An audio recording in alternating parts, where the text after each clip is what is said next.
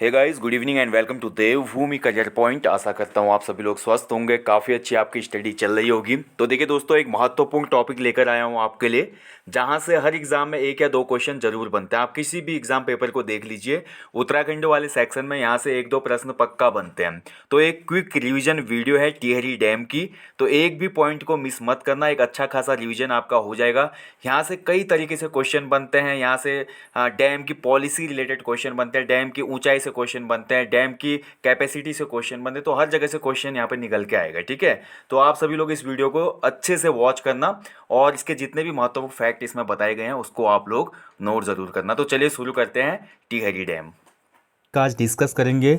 टिहरी बांध से जुड़े हुए जितने भी परीक्षा उपयोगी तथ्य हैं उनको जानेंगे। साथ ही ये भी जानेंगे जो टिहरी डैम है एक बहुउद्देशीय परियोजना है दोस्तों। ये इस डैम का निर्माण कैसे शुरू हुआ था, किस प्रकार का ये बांध है दोस्तों, कितनी इसका टोटल प्रोडक्शन है और उत्तराखंड को इससे क्या लाभ है। तो बहुत ही महत्वपूर्ण और क्रूशल वीडियो आज का परीक्षा दृष्टिकोण से। साथ ही आप जान पाएंगे टिहरी डैम का पूरा इतिहास, पुराना टिहरी जो कि इसमें जलमग्न हो गया उसके बारे में भी कुछ महत्वपूर्ण पॉइंट आप जानेंगे दोस्तों। तो बहुत अच्छा इंटरेस्टिंग टॉपिक आज का होने वाला है, साथ ही परीक्षा उपयोगी तो है ही दोस्तों। तो चलिए देखते हैं टिहरी बांध। तो सबसे पहले देखिए टिहरी बांध की मैं बात करता हूँ दोस्तों। भागीरथी और भिलंगना नदी के संगम पर ये बांध बनाया गया दोस्तों, और ये भारत सरकार का एक बहुउद्देशीय बांध है। और इसकी बात की जाए तो देखा जाए तो ये भारत का सबसे ऊंचा बांध है दोस्तों, ठीक है। भारत में अगर बात की जाए 260.5 मीटर इसकी हाइट है दोस्तों, ऊंचाई। और 260.5 यानी कि फीट में हम बोलते हैं 855 फीट के आसपास इसकी ऊंचाई है। और अपने आप में एक खास बात है क्योंकि ये ग्रेविटी बांध ना होकर स्पेशली कौन सा बांध है, काफर बांध है, ठीक है। तो काफर बांध क्या होता है दोस्तों, इसके बारे में भी जानेंगे। तो चलिए शुरू करते हैं। टिहरी डैम सबसे पहले देखेंगे इसका स्ट्रक्चर कैसा है दोस्तों। तो कैसा बांध है टिहरी, अगर क्वेश्चन आता है एग्जाम में आपका, तो टिहरी एक काफर बांध है दोस्तों, ठीक है। काफर बांध का मतलब होता है इम्बैंकमेंट डैम, ठीक है, ध्यान रखेंगे, इम्बैंकमेंट डैम। और एक प्रकार का होता है ग्रेविटी डैम। अब इनमें अंतर क्या है थोड़ा इसको समझिए दोस्तों।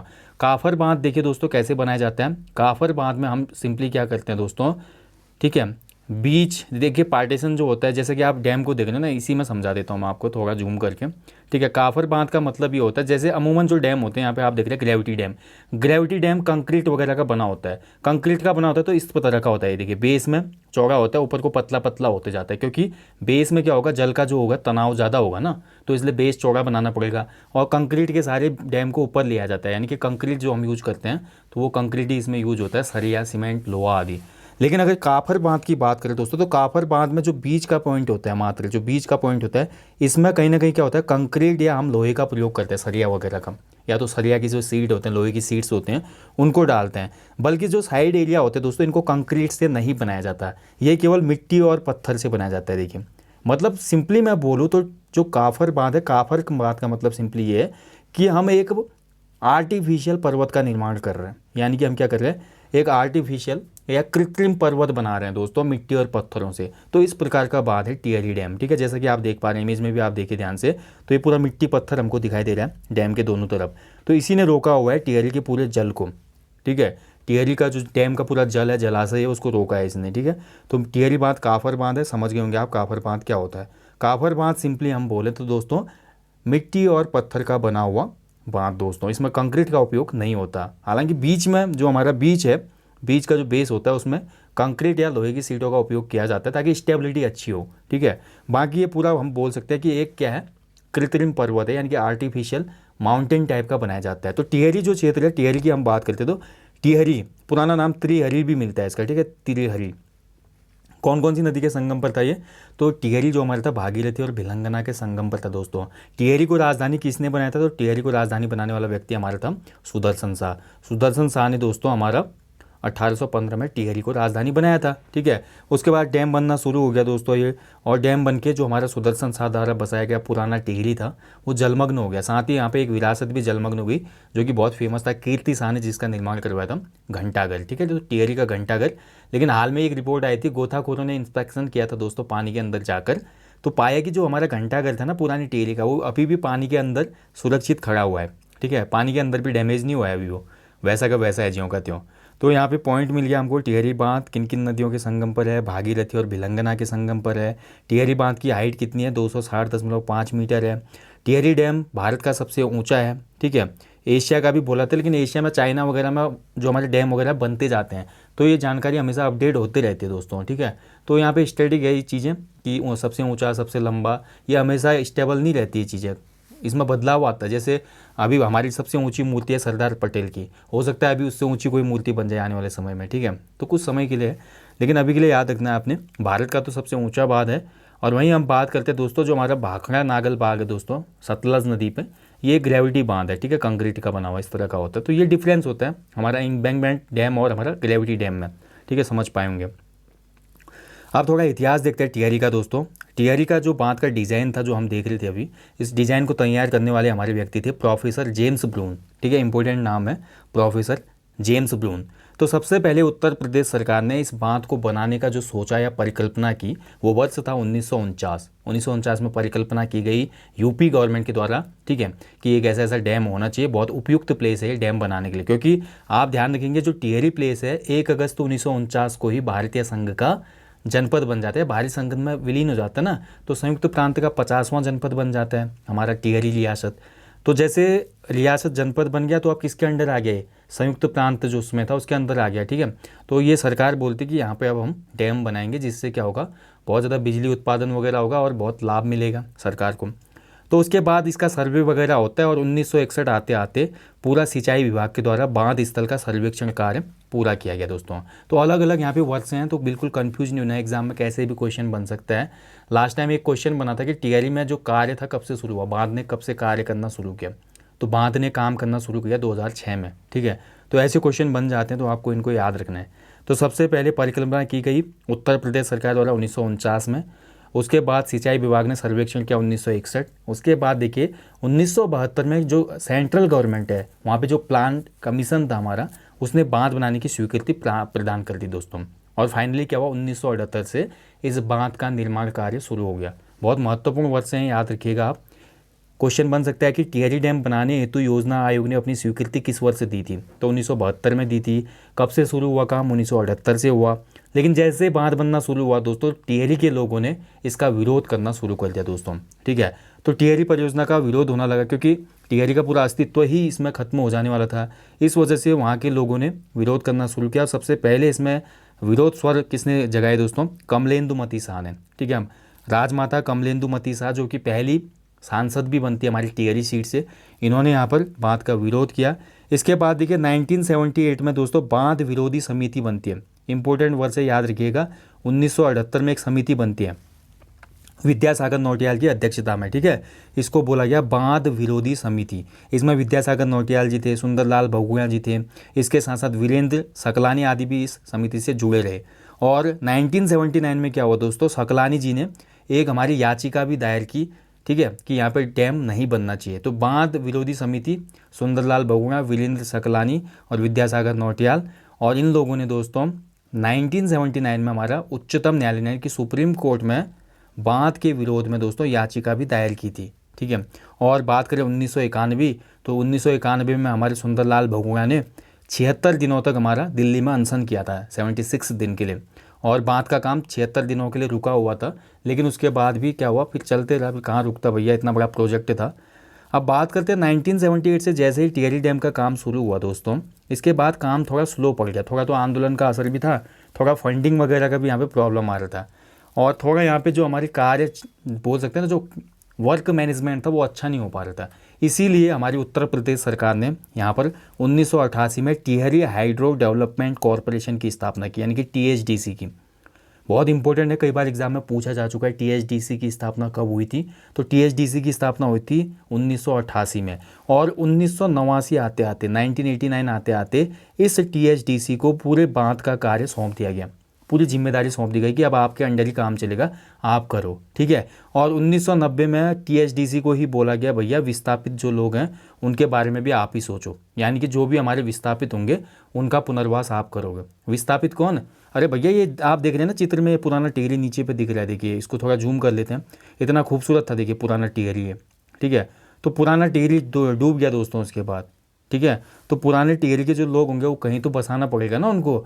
तो इसके बाद क्या हुआ दोस्तों, परियोजना से प्रभावित जितने भी यहाँ पे टिहरी के लोग थे, कुछ लोगों को तो दक्षिण में नव स्थापित एक नई टिहरी बसाई गई, वहाँ पे स्थानांतरित किया गया। और कुछ लोगों को हमारे प्लेन एरिया में लाइक रायवाला हो गया देहरादून में, उसके साथ साथ हमारा हरिद्वार हो गया, बंजरावाला हो गया, भानियावाला हो गया और जॉली ग्रांट वगैरह यहाँ पे इनको क्या किया गया, विस्थापित किया गया दोस्तों। ठीक है, यानी कि बांध का जो था एक्स्ट्रा खर्चा बढ़ गया, लोगों को भी तो विस्थापित करना पड़ा।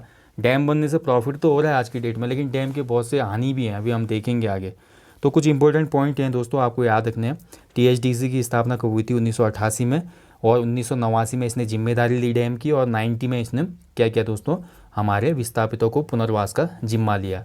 1986 में देखिए दोस्तों, अभी टीएचडीसी नहीं बना था, उससे पहले 1986 में एक बंदा भी आता है यहाँ पे भारत यात्रा में। उस समय सोवियत संघ का विघटन नहीं हुआ था, यूएसएसआर था ना उस समय, सोवियत संघ।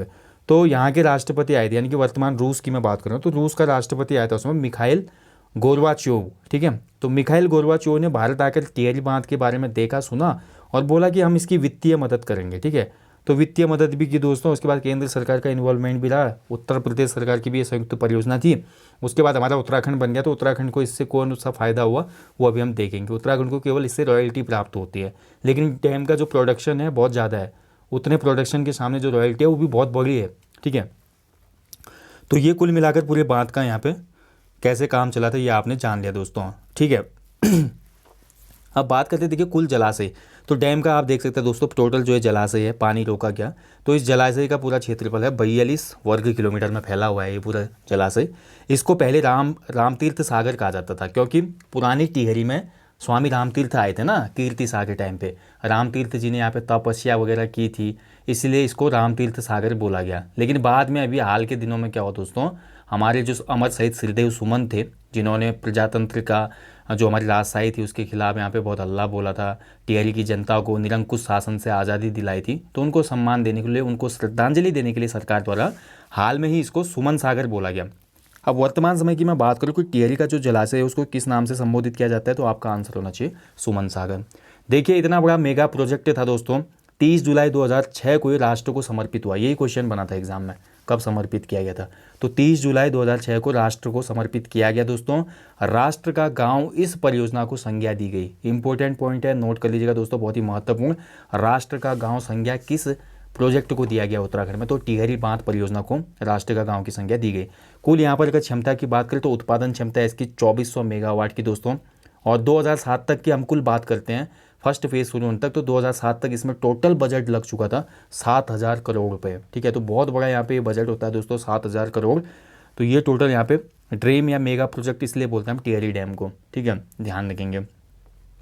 अब बात करते हैं कुछ अन्य महत्वपूर्ण तथ्यों की, तो अन्य महत्वपूर्ण तथ्यों में देखिए दोस्तों, जो ये प्रोजेक्ट था टिहरी डैम का 2 चरणों में पूरा किया गया। ठीक है, तो 2 चरणों में है, मतलब इसके 2 चरण हैं। पहला चरण 1000 मेगावाट जो कि टिहरी बांध एवं जल विद्युत परियोजना के अंतर्गत है, ध्यान रखेंगे दोस्तों। और जबकि द्वितीय चरण में हम बात करते हैं दोस्तों, तो टिहरी पंप स्टोरेज प्लांट, तो इसकी भी हमारी कैपेसिटी 1000 मेगावाट, यानी कि टोटल हो गया 2000 मेगावाट। और वहीं बात करें दोस्तों 400 मेगावाट की हमारी जो है वो कोटेश्वर बांध एवं जल विद्युत परियोजना है। ठीक है, तो कोटेश्वर जो हमारा बांध है, कई बार पूछा जा चुका है एग्जाम में, किस नदी पर बना हुआ है? कोटेश्वर बांध बना है दोस्तों भागीरथी पर। ठीक है, किस पे बना है? भागीरथी पर। ठीक है, नोट कर लीजिएगा। तो देखिए कोटेश्वर हो गया हमारी परियोजना 400 की, और 1000 की हमारी ये 2, टोटल मिला के हमारा 2400 मेगावाट की ये टिहरी जो विद्युत परियोजना है दोस्तों, टोटल है 2400। ठीक है, अब देखिए दोस्तों क्वेश्चन ये भी बन सकता है कि जो परियोजना का मुख्य बांध है, मुख्य बांध से कितने जलाशय निकाले गए हैं। ठीक है, तो मुख्य बांध या जलाशय से हमारे बोल सकते हैं कितनी सुरंगें, माफ कीजिएगा, कितनी सुरंगें निकाली गई हैं, तो मुख्य बांध या जलाशय से हमारी टोटल 4 सुरंगें निकाली गई हैं। ठीक है दोस्तों, इंपॉर्टेंट हो सकता है, कभी कभी पूछ लेता है, फैक्ट वाले क्वेश्चन ज़्यादा बनाता है यूपी ट्रिपल एस से, तो डायरेक्टली क्वेश्चन आ सकता है कि जो हमारे टिहरी डैम का मुख्य जलाशय है या टिहरी डैम जो मेन डैम है, बांध है, वहाँ से टोटल टर्बाइनों को चलाने के लिए कितनी जल सुरंगें निकाली गई हैं, तो 4 हमारी सुरंगें निकाली गई हैं दोस्तों। ठीक है, टोटल क्षमता 2400 मेगावाट। रॉयल्टी जो उत्तराखंड को मिलती है 12% की इससे। ठीक है, तो 12% रॉयल्टी, मतलब 2400 मेगावाट का 12% लगा लो, इतनी बिजली उत्तराखंड को मुफ्त में मिलेगी, सरकार उसको बेचकर रेवेन्यू कमा सकती है दोस्तों। ठीक है, तो 12% बहुत होता है, 240 तो हमारे 10% हो गया, 240 में हमारा 48, यानी कि 245 मेगावाट के आसपास हमारी क्या होती है, उत्तराखंड गवर्नमेंट को दोस्तों यहाँ पे फ्री में बिजली मिलती है दोस्तों। ठीक है, तो बहुत महत्वपूर्ण परियोजना है, इसलिए मैं बोल रहा हूँ आपको। ठीक है, इसका करेक्शन कर लीजिएगा आप, 48 होगा दोस्तों, 48 एंड हमारे 240, ठीक है। तो 240 में 48 यानी कि कितना हो गया 288, ठीक है, यानी कि 288 होगा लगभग, ठीक है। करेक्ट, इसको करेक्ट कर लीजिए। यानी कि अगर हम 12% रॉयल्टी बोले 2400 मेगावाट में तो 12% हो जाता है 288, ठीक है। तो 288 मेगावाट जो बिजली है वो हम यूज करते हैं, ठीक है। तो ये एक फ़ायदा हो गया इस डैम का। आप देखिए कुछ जो डैम बना दोस्तों इसके लाभ देखते हैं। खासकर लाभ इसमें जो होंगे दोस्तों 2400 मेगावाट का विद्युत उत्पादन, तो सरकार बहुत ज़्यादा रेवेन्यू इससे कमा सकती है, वो हमारी उत्तर प्रदेश हो, उत्तराखंड सरकार हो, साथ ही केंद्र सरकार। इसके बाद बात करें दोस्तों जो हमारे मैदानी जो हमारे राज्य हैं लाइक दिल्ली हो गया, उत्तर प्रदेश हो गया, उत्तराखंड के तराई क्षेत्र हो गए, ठीक है। यहाँ पर सिंचाई और पेयजल की उपलब्धता के लिए भी महत्वपूर्ण यहाँ पे भूमिका है इस डैम की। उत्तर प्रदेश, बिहार, पश्चिम बंगाल में जो गंगा के द्वारा बाढ़ आती थी दोस्तों, उस बाढ़ में कहीं ना कहीं नियंत्रण प्राप्त हो पाया है इस डैम को बनने की वजह से, क्योंकि डैम का जो हमारा बोल रहे हैं ना उतना बड़ा हमारा कैसा डैम है, काफर बांध है, यानी कि एक पूरा आर्टिफिशियल पहाड़ खड़ा कर दिया हमने वहाँ पे। तो डैम का जो हमारा फोर्स है, पानी का फोर्स रोक लेता है डैम, ठीक है। यानी कि जो तीव्र हमारी गति से आती थी ना गंगा मैदानी भागों में भी, तो उसकी गति को कहीं ना कहीं कंट्रोल करता है डैम, ठीक है। तो एक फ़ायदा ये है जिससे कुछ राज्यों में बाढ़ की समस्या कम हो गई है गंगा नदी में, हाँ। और दूसरा देखिए जो हमारा जलाशय है 42 किलोमीटर का, जिसको अब हम सुमन सागर बोल रहे हैं, उस जलाशय में देखा जाए तो दोस्तों बहुत से रोजगार के अवसर पैदा हो सकते हैं। लाइक उसमें जल क्रीड़ा हो सकती है, पानी से संबंधित जो भी एडवेंचर गेम्स होते हैं वो हो सकते हैं, नौकायान, ठीक है, बहुत सी चीज़ें हो सकती हैं जिससे लोगों को रोजगार उपलब्ध होगा। साथ ही देखिए अगर वो जल क्रीड़ाएँ होंगी वहाँ पे बहुत से लोग आएंगे, तो उसके साथ साथ झील के जो तटीय एरिया हैं, झील के तटीय एरिया में क्या होंगे, होटल खुलेंगे, रेस्टोरेंट खुलेंगे, दुकानें खुलेंगी, तो उससे भी लोगों को रोज़गार मिलेगा, ठीक है। तो स्थानीय रोज़गार लोगों को उपलब्ध हो रहा है। इसके साथ साथ उत्तराखंड को रॉयल्टी के रूप में 12% मुफ्त बिजली, ठीक है, जैसे कि हम बता चुके हैं 12% का मतलब हम टोटल हमने कैलकुलेट कर दिया दोस्तों। मगर 2400 का 12% जो बिजली है, यानी कि हमारे उत्तराखंड राज्य को 288 मेगावाट बिजली मुफ्त में मिलती है, ठीक है। तो 288 मेगावाट बिजली बहुत होती है दोस्तों, ठीक है। ये चीज़ें इसमें रखी गई हैं। टिहरी बात की हमारे क्या हैं लाभ हैं दोस्तों, बेनिफिट्स हैं, ठीक है। अब इसके बाद हम देखते हैं जो हमारे टिहरी बांध से हानि है दोस्तों, क्या क्या लॉस है हमारा इस टिहरी बांध से। तो सबसे पहले तो देखिए दोस्तों जो यहाँ पे टिहरी बांध बना हुआ है, ये क्षेत्र भूकंप दृष्टि से बहुत ज़्यादा संवेदनशील है, यानी कि बहुत ज़्यादा संवेदनशील है। अगर भौगोलिक दृष्टिकोण से हम देखें तो यहाँ पर बार बार भूकंप आने का खतरा है दोस्तों, ठीक है। जो हमारे भूविज्ञानी बोलते हैं अगर रिएक्टर स्केल पर अगर बड़ा भूकंप आता है, तो अगर ये डैम बाई चांस कुछ हो जाता है डैमेज वगैरह, तो मान के चलिए उत्तर भारत के बहुत से राज्य प्रभावित होंगे जो भी गंगा तट पर बसे हुए हैं। इतनी भयंकर बाढ़ आ जाएगी कि गंगा तट पर जो भी शहर बसे हुए हैं ना, हो सकता है उनमें बहुत ज़्यादा यहाँ पे क्या हो, जनधन की क्षति हो जाए, ठीक है। तो अगर ऐसा हुआ तो ठीक है, भगवान से हम दुआ करते हैं कि कभी ऐसा हो ना। अगर बात करें दोस्तों भूकंप दृष्टि से संवेदनशील भी हम इसलिए बोल रहे हैं इस प्लेस को, क्योंकि भूविज्ञानी बोलते हैं कि जहाँ पे ये डैम बना हुआ है ना, इस डैम के नीचे अगर हम तल पे जाते हैं तो यहाँ पर एक भूकंप का अधिकेंद्र भी स्थित है, ठीक है। भूकंप का अधिकेंद्र, अधिकेंद्र का मतलब क्या होता है, फोकस, एक ऐसा प्लेस जहाँ से भूकंप की उत्पत्ति होती है, ठीक है। तो महार टियर जो हमारे फास्ट होती है ना, उसी के ऊपर ये डैम बना हुआ है, ऐसा बोला जा रहा है भूविज्ञानियों के द्वारा। अब इसमें कितना सच है कितना क्या है, लेकिन फिर भी आपको पता है जोन 5 में एरिया आता है पूरा हमारा पर्वतीय लगभग, तो उस एरिया में आने की वजह से दोस्तों क्या होता है, भूकंप दृष्टि से बहुत संवेदनशील माने जाते हैं, ठीक है, हमारे पर्वतीय एरिया। तो एक यहाँ पे सबसे बड़ा खतरा तो ये है। दूसरा देखिए दोस्तों अपोह क्षेत्र में उच्च अपरदन के कारण जलाशय में गाद जमाव की स्थिति से नींव कमजोर होने का खतरा, एक तो भूकंप से भी हो सकता है। दूसरा देखिए दोस्तों लगातार हमारी नदियों का पानी रोका है हमने इस डैम को बनाकर, तो नदियाँ अपने साथ देखिए ऊपर बहुत तेज़ बहती है नदियाँ पर्वतीय क्षेत्रों में, आपने देखा है ना, पर्वतीय क्षेत्रों में नदी जो है अपरदन भी ज़्यादा करती है। अपरदन होता है मिट्टी को अपने साथ बहा के ले जाना। अब मिट्टी को अपने साथ बहा के तो लाई डैम बन गया, यहाँ पे डैम के तले में क्या होगा, मिट्टी, गाद, कंकड़, पत्थर ये जमा होते रहेंगे, और हो सकता है एक दिन ऐसा हो जाए कि बहुत ज़्यादा हो जाए गाद की मात्रा और फोर्स क्या हो जाए ज़्यादा पड़े, फिर क्या हो, डैम वहाँ पे क्रैक हो सकता है, ठीक है। तो ये चीज़ भी है दोस्तों। और हमारे वैज्ञानिक वगैरह हैं वो बोलते हैं कि 60 साल तक इसकी उम्र है इस बात की। तो बहुत से रीज़न है, इसी वजह से विरोध किया लोगों ने इसका। अगला देखिए जलीय जीव और अन्य कई वनस्पतियों पर बुरा प्रभाव दोस्तों। तो जहाँ पर ये डैम बना होगा, डैम बनने पे मैंने आपको बोला ना, अगर पूरा पुराना टिहरी शहर जलमग्न हो गया दोस्तों, डैम बना यहाँ पे टिहरी था ये, बाकी ये पर्वत है 3 तरफ इसके, ठीक है, यहाँ पे डैम बनाया गया और पानी को रोका गया। अब ये जो पुराना टिहरी था ये तो डूब गया दोस्तों। अगर मानव बस्ती डूब रही है तो मान के चलो कितने सारे पेड़ डूब गए होंगे, कितने सारे वहाँ पे जो हमारी टिहरी, पुरानी टिहरी में जो जीव जन्य जीवों की जो हमारी प्रजातियाँ थी वो भी डूब गई होंगी, है ना। तो कुल मिलाकर क्या हुआ यहाँ पे दोस्तों, जो आसपास के जलीय जीव थे या वो अन्य वनस्पतियाँ थी या जो अन्य जीव थे उन पर भी बुरा प्रभाव पड़ा, यानी कि उन एक पारिस्थितिकी तंत्र को हमने खत्म कर दिया यहाँ पे। जो हमारा एक पारिस्थितिक तंत्र चल रहा था वहाँ पे, ठीक है, उसको हमने ख़त्म कर लिया, ठीक है, पूरा जलमग्न हो गया वो। और दूसरा देखिए, संबंधित क्षेत्र के भूगर्भिक एवं पर्यावरण के संरक्षण पर भी प्रभाव पड़ता है दोस्तों। तो जहाँ पर ये डैम बना हुआ है दोस्तों, कहीं पर भी बांध होता है ना दोस्तों, तो बांध वाली जगह पर हमेशा बादल फटने की घटना ज़्यादा होने के चांसेस रहते हैं। बादल फटना, ठीक है, क्लाउड ब्रस्ट बोलते हैं जिसको उत्तराखंड में। सबसे ज़्यादा ट्रेजेडी जिससे होती है उत्तराखंड में हम देखते हैं रेनी सीजन में, हर जगह बादल फट जाता है, आज इस जगह पे कल वहाँ पे, और काफ़ी लोग इसमें अपने घर गंवा देते हैं, अपने लोगों को गंवा देते हैं, ठीक है। तो बादल फटने की घटना ज़्यादा होती है जहाँ पर डैम होता है, क्योंकि देखिए वहाँ पे वाष्पन प्रक्रिया बहुत तेज़ी से होती है, बादल तेज़ बनते हैं ना, उतना बड़ा है वहाँ पे डैम है नीचे, ठीक है। और बाकी देखिए सबसे जो मेजर लॉस बोल सकते हैं कि हमारी हेरिटेज साइड इसमें जलमग्न हो गई दोस्तों। अगर हम पुरानी टिहरी की बात करते हैं तो पुरानी टिहरी भी तो हमारा एक ऐतिहासिक स्थल है ना दोस्तों, ऐतिहासिक स्थल था अपने टाइम का। भागीरथी, भिलंगना और एक गंगा और आती थी यहाँ पे, छोटी सी घृत गंगा, इनके संगम पर बसा हुआ था टिहरी, ठीक है। और बहुत से इसको त्रिहरी इसको नाम दिया जाता है, बहुत से इसके अलग अलग नाम है दोस्तों, बहुत से इनके पावन नाम थे, ठीक है। गणेश प्रयाग इसको बोला जाता था टिहरी को। टिहरी का अगर पुराना नाम पूछा जाता है तो गणेश प्रयाग भी था इसका नाम, ठीक है, गणेश प्रयाग इसी को बोला था। तो गणेश प्रयाग तो भैया डूब गया पुरानी टिहरी जब जलमग्न हुई दोस्तों। और यहाँ पर देखिए दोस्तों, पुरानी टिहरी में हमारा एक बहुत, जब महारानी विक्टोरिया की डायमंड जुबली हुई थी उस टाइम पे 1897 में उनको यहाँ पे ऑनर देने के लिए कीर्ति शाह ने घंटा घर भी बनाया था। हालांकि घंटा घर को बनाया गया है नई टिहरी में भी, नई टिहरी भी जब आप विजिट करेंगे ना वहाँ पे आपको घंटा घर देखने को मिलेगा। लेकिन एक हमारा जो होता है ना पुराने हेरिटेज जो हमारी बिल्डिंग होती है वो अलग ही बात है। तो ये भी हमारा जलमग्न हो गया दोस्तों, ठीक है।